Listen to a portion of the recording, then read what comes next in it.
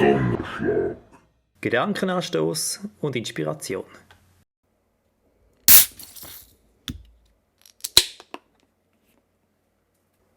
Wie stehst du zum Thema Alkohol? Die Frage ist mir vor kurzem gestellt worden. Wie ich bin, gebe ich eine liberale Antwort darauf. Ich trinke gerne ein Bier, wenn ich gerade Lust dazu habe, oder meistens in guter Gesellschaft. Oder auch, wenn ich ein Feierabendbier trinken möchte. Im Verlauf des Gesprächs hat sich herausgestellt, dass die Person, die mir die Frage gestellt hat, ein trockener Alkoholiker ist. Der Mann schaut den Alkohol ganz anders an, als ich mit meiner eher liberalen Meinung dazu.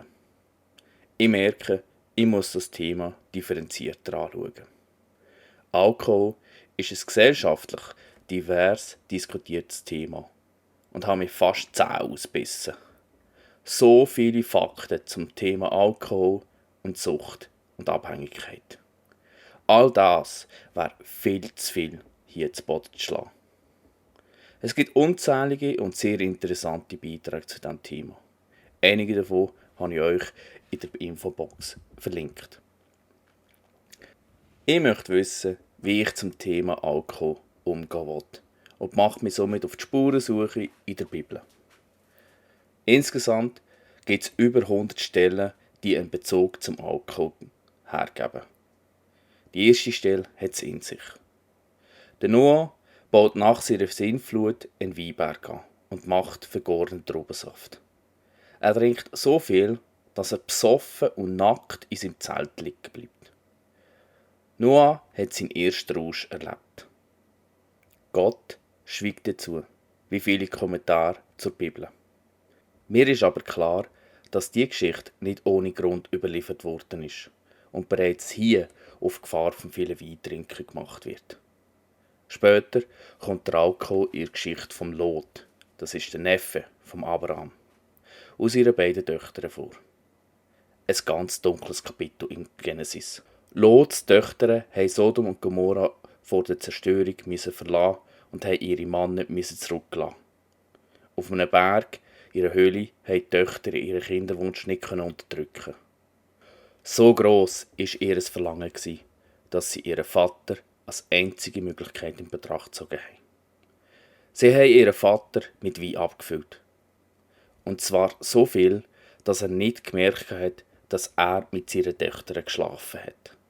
In diesem Text wird mir langsam klar, dass der Alkohol stark missbraucht wird. Zudem ist seine Wirkung betäubend. Und ich schließe nicht aus, dass der Lot einen Fehlpreis davon bekommen hat. Auch der Salomo schreibt in den Sprüchen 20 so: Wer sich betrinkt, der kann nicht weise sein. Zu viel Alkohol, da kannst du nicht mehr entscheiden, nicht mehr klar denken. Das weiss auch Gott. So hat Gott allen Priestern befohlen, beim Bau der Stiftshütte, dass sie absolut nüchtern sein müssen, wenn sie in das Allerheiligste, das ist das Innerste vom Zelt, betreten tun. Wenn sie das nicht einhalten, müssen sie sterben. Das ist die Ansage von Gott. Selbst Propheten haben von diesem übermässigen Konsum gewarnt. So steht im Jesaja 5,11: Weh denen, die des Morgens früh auf sind, dem Saufen nachgehen und sitzen bis in die Nacht, dass sich der Wein erhitzt. Im Alten Testament wird somit deutlich, dass zum Alkoholmissbrauch klar Stellung genommen wird. Alkohol wird hier nicht verboten, aber ganz klar der Suff wird verurteilend angeschaut. Im Neuen Testament kommt das auch klar zur Sprache. So schreibt Paulus an Galater, sie sollen keine Sauforgie machen. Und sauft euch nicht voll Wein, woraus ein unordentliches Wesen folgt, sondern lasst euch vom Geist erfüllen, schreibt der Paulus an die Epheser. Es kommt klar zum Vorschein, dass der Alkohol eine verführerische und ein trübes Urteilsvermögen begünstigt tut.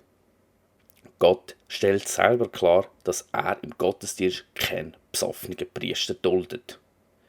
Für Gott sind Auserwählte für den Dienst heilig. Und wer als heilig gilt im Alten Testament, der darf nicht verunreinigt werden. Im Alten Testament finden wir die sogenannten Naziräner. Sie sind von Gott bestimmt worden und haben klares Gebot, kein Alkohol zu trinken für ihr Leben lang. So Menschen müssen zu jeder Zeit klar handeln und urteilen. Selbst Jesus hat den Alkohol nicht verboten. Sein erstes Wunder handelt sogar davon, dass er Wasser zu Wein verwandelt hat. Das ist bei der Hochzeit bei Kana passiert. Aber die Geschichte legt einen anderen Fokus, und zwar Scham. Es war eine Schande, wenn du bei einem Hochzeitsfest zu wenig Wein hast. Und genau da hat Jesus das Brautpaar aus der Misere geholfen. Gegen Ende seiner Lebzeit hat Jesus beim Abendmahl den Wein als sein Blut bezeichnet.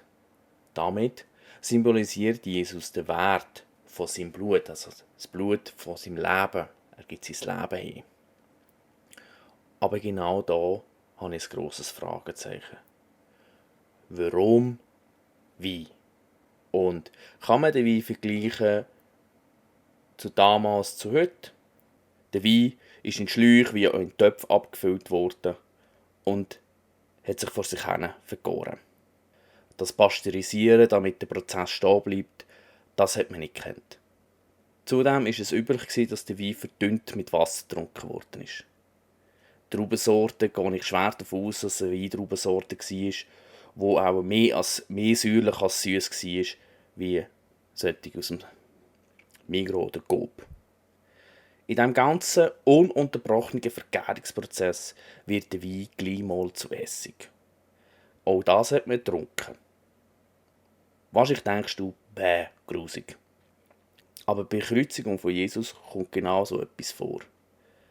Ein Soldat hat einen Schwamm eingetaucht in Weinessig und hat das Jesus gegeben zum Trinken. Wir wissen heute davon, dass das Getränk Bosca geheissen hat. Bosca, das ist ein Mischgetränk aus Weinessig und Wasser. Weinessig, das hat man als Geschmacksträger wie einen Sirup verwendet, da das Wasser in gewissen Regionen nicht genießbar war. Was die Stärke vom Alkohol anbelangt, das kann ich nur schätzen. Was ich aber sicher weiss, der ganze Vergärungsprozess der hat ohne moderne Hefe funktioniert. Du merkst, es ist nicht einfach. Traubensaft wird man auch ganz kurz haben, bevor es zu Wein oder Essig geworden ist. Und üblicherweise hat man es verdünnt getrunken. Dass Jesus den Wein als sein Blut beizogen hat, wird ganz klar wegen der roten Farbe sein. Ich kenne jetzt mich zu wenig aus, ob es noch ein anderes Getränk hat, aber Wein wird wahrscheinlich am ehesten die rote Farbe wirklich haben. Ich würde den Wein hier nicht als zwingende Voraussetzung für das Abendmahl anschauen, sondern den Wert, was Jesus mit der roten Farbe uns verdeutlichen will. Darum finde ich es so wichtig, dass man eine alkoholfreie Variante anbietet. Der rote Traubensaft bietet das sehr an, um das Blut von Jesus symbolisch zu übertragen. Ich lese in der Bibel somit, dass der Alkoholmissbrauch hier nicht geduldet wird. Es wird klar kritisiert, dass der viele Suft dich eigentlich gaga macht, also mehr in dem Sinn, dass du nicht mehr klar denken kannst, beschwipst bist, was auch immer. Und genauso gleich findet Gott das nicht ironisch, wenn du für ihn dienen, dass du besoffen bist. Er möchte eine Person haben, die ganz klar seine Aufgabe wahrnimmt. Weil Gott gibt dir eine Aufgabe, wo eine grosse Verantwortung darauf liegt. Wenn Gott von einem verlangt, für sein Leben lang keinen Alkohol zu trinken, dann hat Gott für diese Person eine ganz wichtige Aufgabe anvertraut. Ich kenne ganz wenige Leute, die keinen Alkohol trinken. Und das sogar ganz bewusst. Ich habe mega Respekt vor denen, die das für ihr Leben lang durchziehen. Genauso habe ich mega Respekt vor diesen trockenen Alkoholikerinnen, die ihre Gefahr ganz klar ernst nehmen und keinen Schluck Alkohol mehr trinken tun. Doch, wie gehe ich mit solchen Leuten um? Der Paulus, der gibt im Römerbrief 13 eine ganz gute Verhaltensregel mit. Der Starke soll auf die Schwächeren Rücksicht nehmen und die Tischgemeinschaft nicht stören. So zusammengefasst würde man das jetzt heute übertragen: ein alkoholfreies Getränk hat in diesem Zusammenhang mehr Wert als ein alkoholisches Getränk. In den Läden findet man zunehmend alkoholfreie Variationen von alkoholischen Getränken. Und sie werden immer besser, finde ich zumindest. Da finde ich es wichtig, Alkohol nicht als Muss anzuschauen, sondern vielmehr als Luxusgut. Gönnt ihr lieber mal einen alkoholfreien Aperitif, ein alkoholfreies Bier oder einen alkoholfreien Wein. Verzichte lieber auf Alkohol, auf billigen Alkohol. Ich persönlich habe mich dazu entschieden, möglichst keinen Alkohol in meinem Haushalt zu lagern. Ich genieße lieber in einem Pub ein gutes Kraftbier, weil ich das so gerne habe, und begrenze mich damit. Ich komme somit nicht so in Versuchung. Ich werte den Alkohol damit anders und möchte einen gesunden Umgang führen. Mein Bauch würde aber eher mal sagen: Los, Flöru, verzichte lebenslang, weil du hast es nötig, mal den Ranzen wegzubekommen. Ich frage dich, wie gehst du damit um? Oder verzichtest du schon? Behüte euch Gott, seid gesegnet.